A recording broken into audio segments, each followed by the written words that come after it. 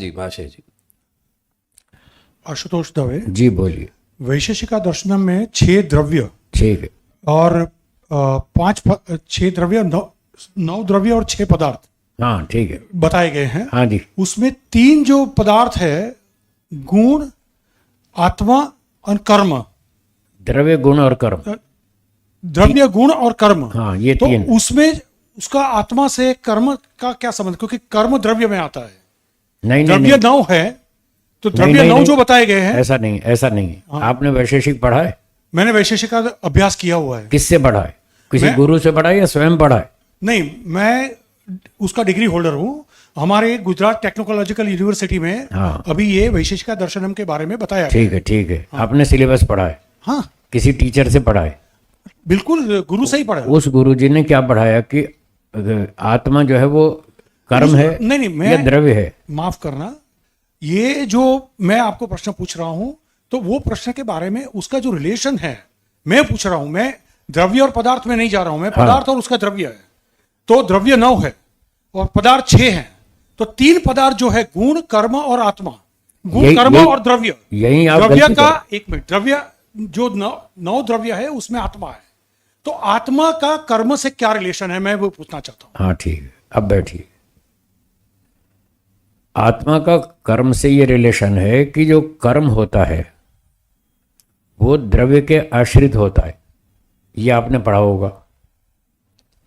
कर्म जो है किसके आश्रित होता है? द्रव्य के बिना अकेला कर्म नहीं होता। कहीं अकेला कर्म नहीं रह सकता बिना द्रव्य के। और गुण का भी ये नियम है, गुण भी द्रव्य के आश्रित होता है, वो भी अकेला नहीं रह सकता। ठीक है। अब आप पूछ रहे हैं आत्मा का कर्म से क्या रिलेशन है, तो इसका उत्तर है जो मैंने अभी आत्मा के लक्षण बताए थे, उस समय आप थे या बाद में आए? बाद में आए। चलो ठीक है, आपके लिए दोबारा बताता हूं कि द्रव्य का कर्म के साथ संबंध होता है। आत्मा द्रव्य है और वो कर्म करता है, यज्ञ करता है, दान देता है, सेवा करता है, परोपकार करता है, चोरी भी करता है, सच भी बोलता है, झूठ भी बोलता है। ये अच्छे बुरे सब तरह के कर्म करता है। तो कर्म का आत्मा के साथ ये रिलेशन है कि आत्मा कर्म करने में स्वतंत्र है। वो अपनी इच्छा से कर्म करता है, अच्छे करे या बुरे करे, ये उसका संबंध है। कर्म अपने आप नहीं होता है क्योंकि वो चेतन नहीं है। आत्मा द्रव्य है, वो चेतन है। तो चेतन द्रव्य अपनी इच्छा से कर्म करता है, तो आत्मा वो बहुत सारे कर्म करता है, अच्छे भी करता है, बुरे भी करता है, ये उसका संबंध है। फिर जैसे कर्म करता है, ईश्वर उसका न्यायाधीश है, वो उसके कर्मों के हिसाब से फल देता है। ये व्यवस्था है। ठीक है। और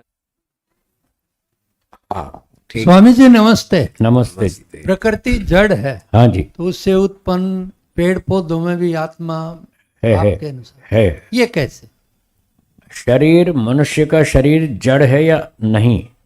मनुष्य का शरीर, इसमें आत्मा है या नहीं? आत्मा चेतन है या नहीं?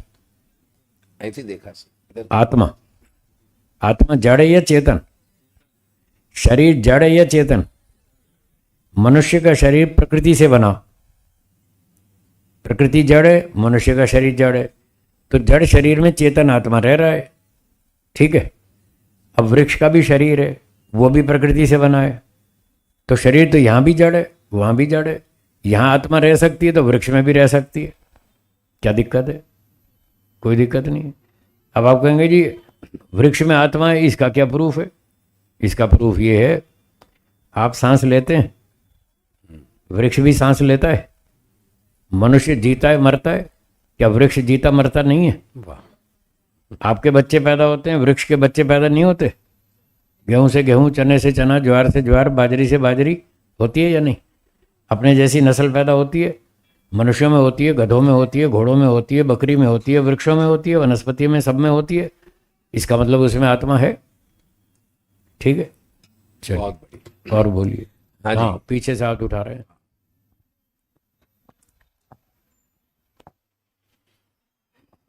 निर्मल जी। स्वामी जी नमस्ते। नमस्ते जी। स्वामी जी, आत्मा भी किसी का कमजोर या किसी का बलवान ऐसा होता है? आत्मा तो एक जैसा होता है, पर उसको अच्छे काम करने से ईश्वर उसकी शक्ति को बढ़ा देता है। और जो बुरे काम करता है ईश्वर उसकी शक्ति को घटा देता है। आत्मा की ओरिजिनल शक्ति सबकी एक जैसी है। ये बाहर की जो शक्ति है वो घटती बढ़ती है। अच्छे काम करने से, अच्छी विद्या पढ़ने से, तत्व ज्ञान प्राप्त करने से ईश्वर आत्मा के को एक्स्ट्रा बल देता है, बाहर से बल उसका बढ़ाता है। इसलिए वो फिर अंतर आ जाता है। सारे लोग एक जैसा काम नहीं करते, इसलिए सबका बल बराबर नहीं होता। ओरिजिनली सब बराबर हैं, पर बाहर से वो ऊंचा नीचा कर लेते। ठीक है, धन्यवाद सर। बहुत धन्यवाद। बढ़िया। हाँ जी, इधर दीजिए माताओं बहनों में। आपको पूछना है कुछ? हाँ बेटा, इनको माइक दीजिए।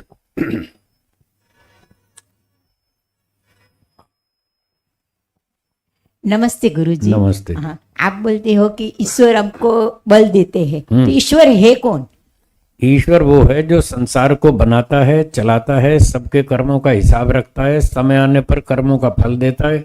आपको मनुष्य का शरीर दिया, ईश्वर ने दिया। आपके पड़ोस में गली में जो कुत्ते घूम रहे हैं उनको कुत्ते का शरीर दिया, वो ईश्वर ने दिया। वो ईश्वर है जो सबके कर्मों का हिसाब रखता है, ठीक से न्याय करता है, वो ईश्वर है। पर उसको हम देख नहीं सकते। कोई बात नहीं, आत्मा को कहाँ देख सकते?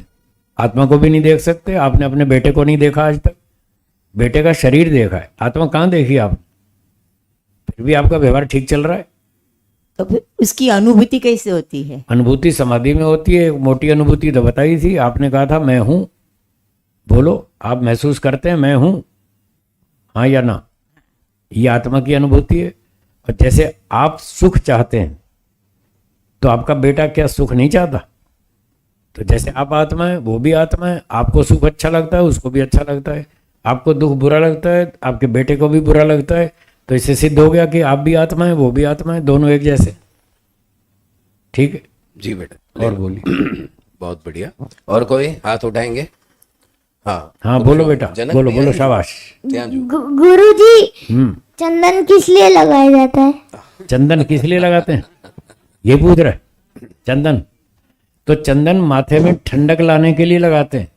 चंदन में ठंडक मिलती है ना चंदन लगाने से, बहुत बढ़िया। तो यहाँ ठंडक लगाने के लिए चंदन लगाते हैं, जिससे हमको माथे में ठंडक लगती है, इसलिए लगाते हैं। ठीक है, हाँ चलो और बताइए।